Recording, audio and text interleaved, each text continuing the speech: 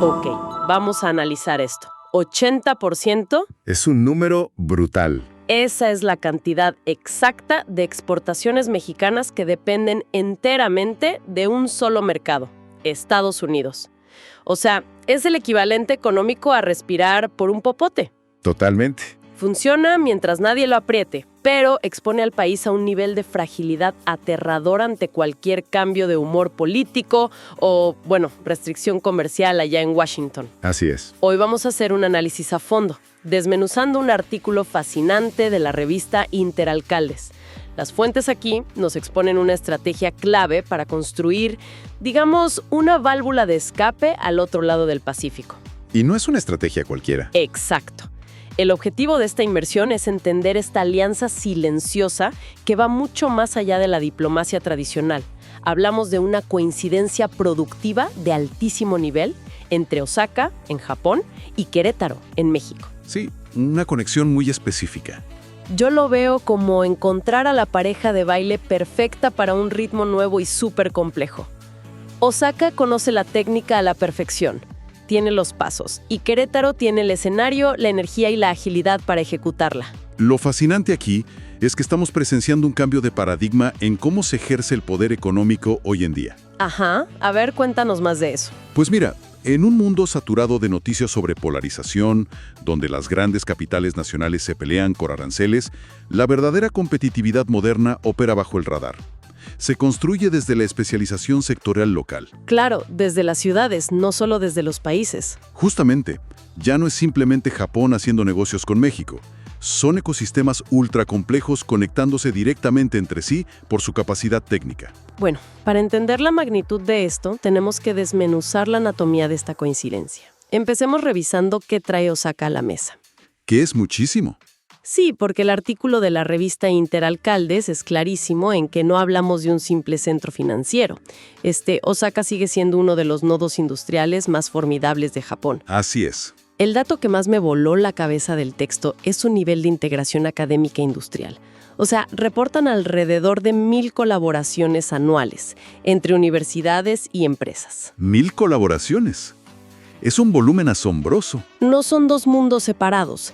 Es una máquina donde un investigador descubre una propiedad nueva de un material un martes y para el viernes ya hay una empresa probando cómo integrarlo en un brazo robótico. Y además albergan a 28 firmas locales que son líderes absolutos a nivel global en sus nichos tecnológicos. Esa cultura de precisión e innovación es el motor de Osaka. Pero tienen un límite, ¿no? Exacto. Tienen el diseño y el capital, pero se topan con una barrera geográfica y demográfica. Necesitan expandir su manufactura hacia el hemisferio occidental. Y ahí es donde voltean al otro lado del Pacífico y encuentran a Querétaro. Y la transformación de esta región, según los datos que leímos, es notable. Es un salto tremendo. Querétaro ya no compite como una simple fábrica genérica o buscando dar mano de obra barata. Para nada. Se ha vuelto una plataforma técnica en toda la extensión de la palabra. El artículo menciona 50 parques industriales activos. Y la conectividad, no olvidemos eso. ¡Claro!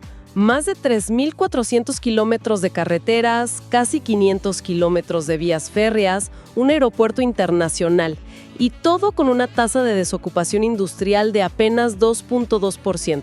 Y el capital humano, que es vital.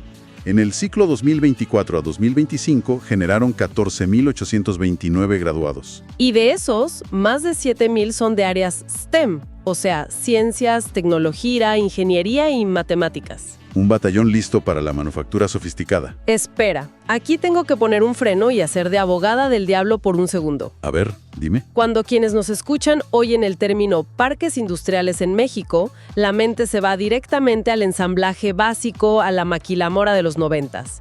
¿No estamos romantizando un poco lo que hace Querétaro? Pues mira, los datos económicos duros refutan esa idea del ensamblaje básico por completo.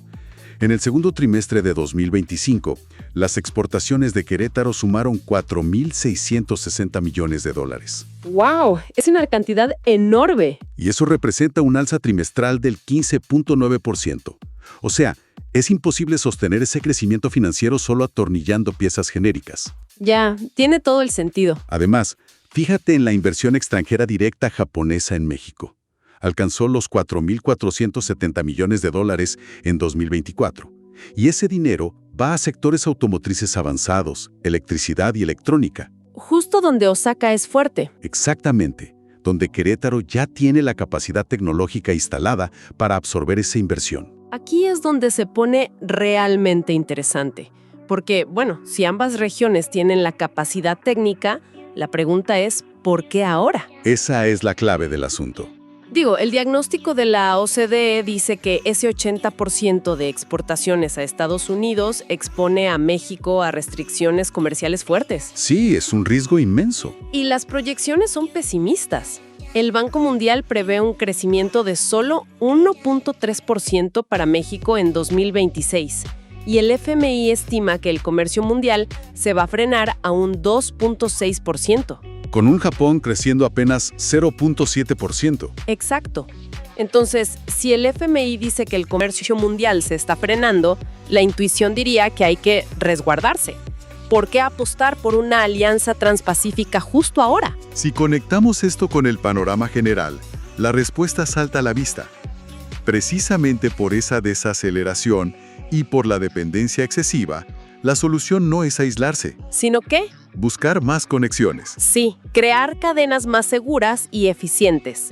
México necesita diversificarse sin romper su integración con Estados Unidos, y Osaka necesita socios confiables para acercarse a América del Norte. O sea, el concepto de la bisagra que menciona el texto. Exacto. Querétaro funciona como una bisagra perfecta. No solo conecta Asia con América del Norte, sino que abre puertas a Europa, Oceanía, África y Sudamérica gracias a los tratados comerciales. Es brillante si lo piensas. Pero, a ver, ya entendimos la presión global que los une. La siguiente duda es, ¿qué van a producir exactamente? Claro, el salto de alto valor. Sí, porque históricamente esto han sido autos. Las compras mexicanas a Japón fueron de casi 2,000 millones de dólares solo en partes de vehículos. Pero el modelo tradicional ya no es suficiente. Hay análisis muy serios de Brookings, del TEC de Monterrey y de Reuters que son muy claros al respecto. ¿Que México tiene la obligación de reducir su dependencia automotriz? No. ¿Así es? Para capturar los verdaderos beneficios de la relocalización del famoso nearshoring, el objetivo industrial tiene que evolucionar. O sea, ir más allá de los coches. Completamente. La oportunidad real está en semiconductores, para electrónica industrial, en automatización, el sector aeroespacial, Dispositivos médicos también leí por ahí en el reporte. dispositivos médicos sí, y centros de datos además de logística inteligente. Fíjate en el caso de la Universidad Estatal de Arizona, ASU. Ah, sí, la experiencia de ASU en cooperación con México. Exacto. Su análisis confirma que la nueva manufactura depende mucho menos del volumen bruto y muchísimo más de la capacidad técnica y de la seguridad de la cadena. Básicamente, la analogía que me viene a la mente para Querétaro es esta. Ya demostraste que puedes armar el rompecabezas a la perfección, ahora Osaka te está invitando a diseñar las piezas desde cero. Me encanta esa analogía, es perfecta. Es pasar de solo ensamblar a ser parte de la creación. Del amante de obra, digamos. Exacto. Pero, y aquí entra el reporte de Reuters, México todavía enfrenta cuellos de botella en productividad muy serios. Hay que superarlos para que este diseño de piezas sea una realidad. Bueno, y eso nos lleva directamente al baño de realidad, porque en papel todo suena excelente, claro. Siempre suena bien en los reportes corporativos. Pero para que este análisis sea verdaderamente útil para nuestra audiencia, hay que mirar las grietas en el plan. El artículo enumera retos muy claros para 2026. Empezando por el primer gran reto, que es evitar la trampa del éxito a corto plazo del nearshoring. Claro, no conformarse solo con que llegue la inversión. Exacto. Hay que exigir un mayor contenido tecnológico local, que no sea solo traer la fábrica, sino desarrollar la proveeduría. Y luego está el segundo reto, que es la infraestructura crítica. Y aquí sí quiero ser muy enfática. Es que es el tema central. Podemos tener a los 7,000 graduados en STEM listos para trabajar, pero si no hay agua para enfriar los centros de datos o energía estable para la automatización, todo esto se queda en un bonito sueño, ¿cierto? Cierto, asiento totalmente con eso. Se necesita agua, energía eléctrica de alta tensión y conectividad de grado industrial. Sin intermitencias. Sin fallas.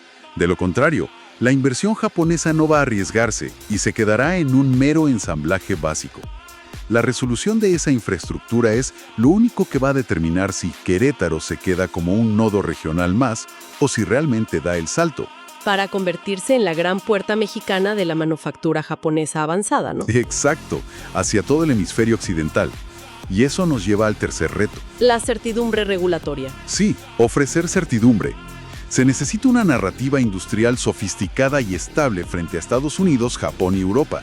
El capital a este nivel planea 20 o 30 años. No pueden estar cambiando las reglas del juego cada sexenio. Definitivamente no.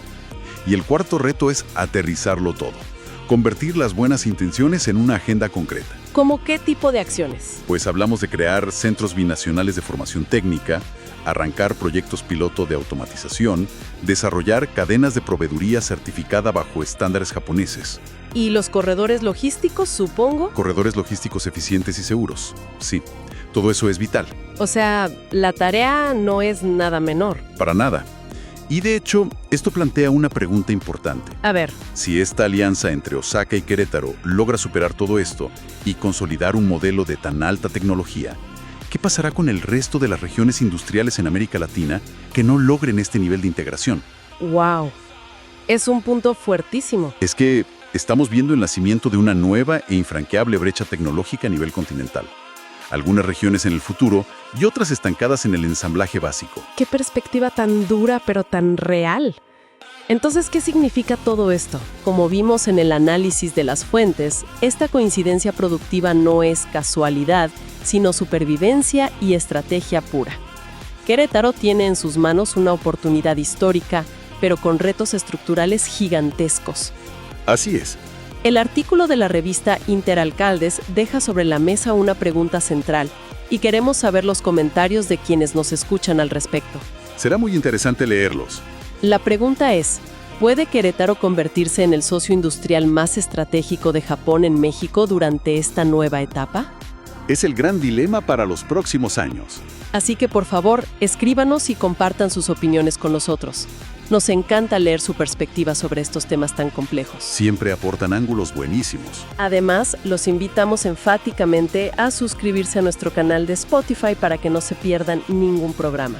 Y no olviden ir a la fuente original. Exacto, entren a nuestra página web www.interalcaldes.com para leer el artículo completo con todos los datos a detalle. Vale muchísimo la pena revisarlo. Y por supuesto, síganos en nuestras redes sociales. Estamos en Facebook, X y LinkedIn. Nos pueden encontrar muy fácil como revista Interalcaldes. Gracias por acompañarnos en este análisis a fondo y nos escuchamos en la próxima.